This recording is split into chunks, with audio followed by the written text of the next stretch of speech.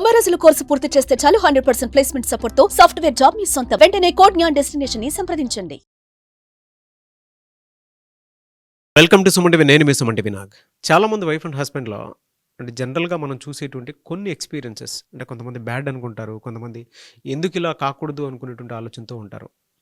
అది కూడా భరణం విషయంలో భార్యాభర్తల మధ్య రిలేషన్షిప్లో ఏదైనా సరే ఆ రిలేషన్షిప్ కొంచెం బ్యాడ్గా వెళ్తుంది అనుకున్నప్పుడు, డిఫరెన్సెస్ వచ్చినప్పుడు డెఫినెట్గా సపరేట్ అవుదామని అనుకుంటారు. ఆ ప్రాసెస్లో భరణం అనేది కొన్నిసార్లు ఎలానంటే భర్తకి జాబ్ ఉన్నా లేకపోయినా సరే ఇవ్వాలా వద్దా అనేటువంటి దాని మీద క్వశ్చన్ మార్క్స్ ఉంటాయి.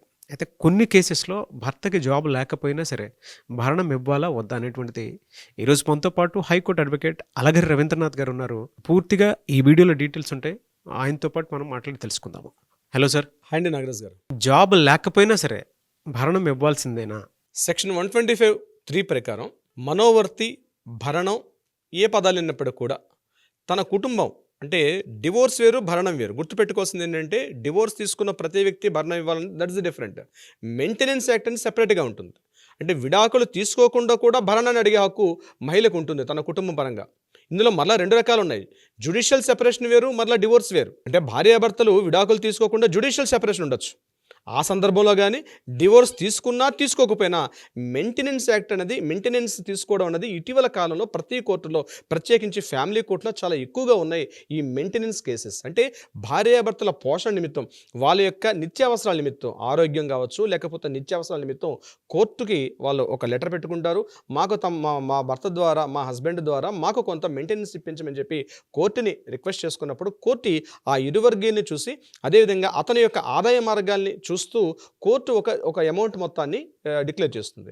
ఒకసారి కోర్టు అమౌంట్ డిక్లేర్ చేసిన తర్వాత ఎట్టి పరిస్థితుల్లోనైనా తనకి జాబ్ ఉన్నా, జాబు లేకపోయినా, ఏం చేసినా, వ్యాపారం ఉన్నా, వ్యాపారం లాస్ అయినా, ఇతరత్ర ఏం జరిగినప్పటికీ కూడా ఒకసారి కోర్టు ఆర్డర్ అందుకున్న తర్వాత డెఫినెట్గా 100కి 100% డెఫినెట్గా ఆ మెయింటెనెన్స్ ఏదైతే ఉందో ఖచ్చితంగా ఇచ్చి తీరాల్సిందే.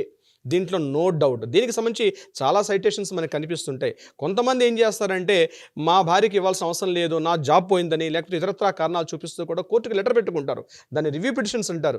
రివ్యూ పిటిషన్ పెట్టుకున్నప్పుడు కోర్టు నిజంగా జాబ్ పోయిన పక్షంలో దాన్ని రివిజన్ చేస్తారు. రివిజన్ పిటిషన్లో మళ్ళీ ఏం చేస్తారంటే ఓకే ఇంత మొత్తం కాదు, సో నీ జాబ్ ప్రొఫైల్ పోయింది కాబట్టి, నీ ఇన్కమ్ ఆగిపోయింది కాబట్టి ఇంత అమౌంట్ కాదు, సరే ఫర్ ఎగ్జాంపుల్ ఒక 10,000 రూపాయలు ఇవ్వాల్సిన సందర్భంలో 10,000 రూపాయలు వీలు కాని పక్షంలో ఒక 6,000 రూపాయలు ఇవ్వమని చెప్పు, 5,000 రూపాయలు ఇవ్వమని చెప్పు, ఎంతో కొంత మొత్తాన్ని మళ్ళీ రివ్యూ చేస్తుంది పిటిషన్ మీద. అంతేగాని కంప్లీట్గా నేను ఎస్కేప్ అయిపోవడం అనేది కుదరని పని.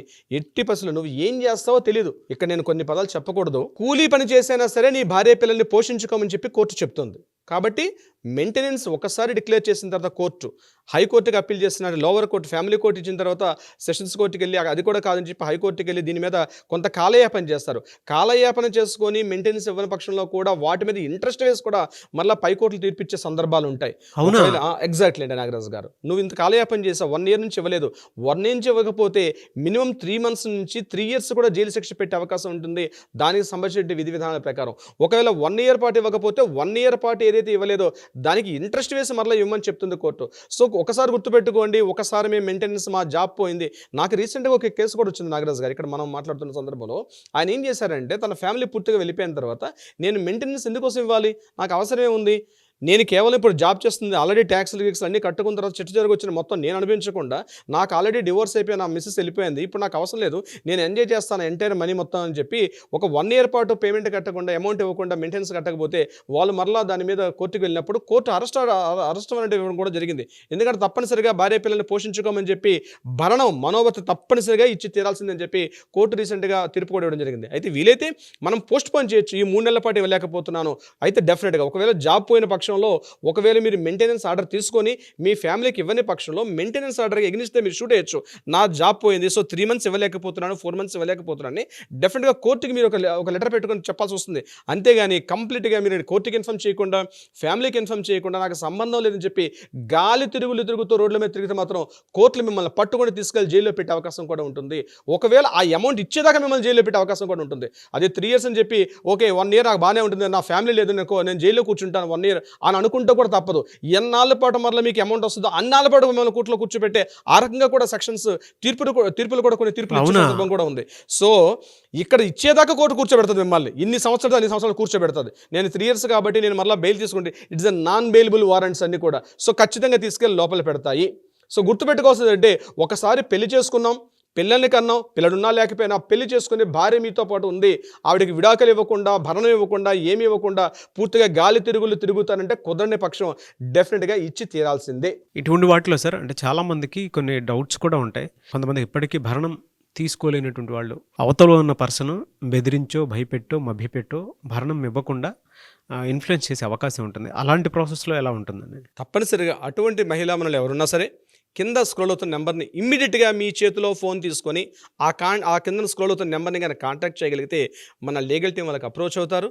నిజంగా న్యాయంలో మీరు అడిగినటువంటి క్వశ్చన్లో ఏమాత్రమైనా న్యాయం ఉన్నట్లయితే ఖచ్చితంగా న్యాయ సలహా సంప్రదింపులు పరిష్కార దిశగా మీకు ప్రయత్నం చేసే అవకాశం ఖచ్చితంగా చేస్తాం. నాగరాజ్ గారు, ఎవరైనా సరే ఇటువంటి వాటితోటి ఈ సమస్యని ఇప్పటికీ చాలామంది ఫేస్ చేస్తున్నటువంటి వాళ్ళు ఉన్నారు, మిమ్మల్ని అప్రోచ్ అవ్వచ్చా?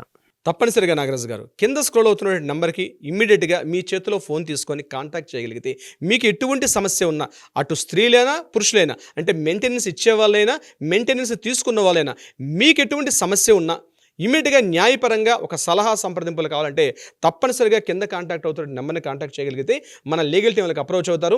అప్రోచ్ అయిన వాళ్ళ యొక్క డీటెయిల్స్ కూడా చాలా కాన్ఫిడెన్షియల్గా ఉండబడతాయి. సో తప్పనిసరిగా మీరు ఇమ్మీడియట్గా కాంటాక్ట్ చేయండి, మీకు సమస్యకి పరిష్కారం దొరుకుతుంది. Thank you so much Alagiri Ravindranath గారు. Thank you so much Nagaraj గారు.